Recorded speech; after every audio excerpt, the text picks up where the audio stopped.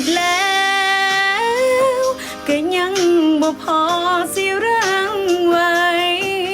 อยากถามความในใจของอายอีหลีเฮาบ่ฮักกันตอนใดก่อนที่อายมีคนอื่นเจ็บปวดกายสิฟื้นน้องสิยืนฟังคำอธิบายเฮาบ่ฮักกันแล้วบ่อายบ่อยากไปต่อถึงจุดอิ่มแล้วหัวใจนึกว่าเฮาย่างกันมา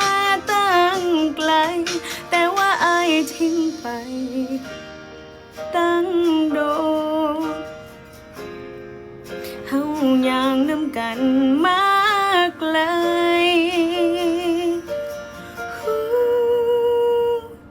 หัวใจเฮาย่างไปคน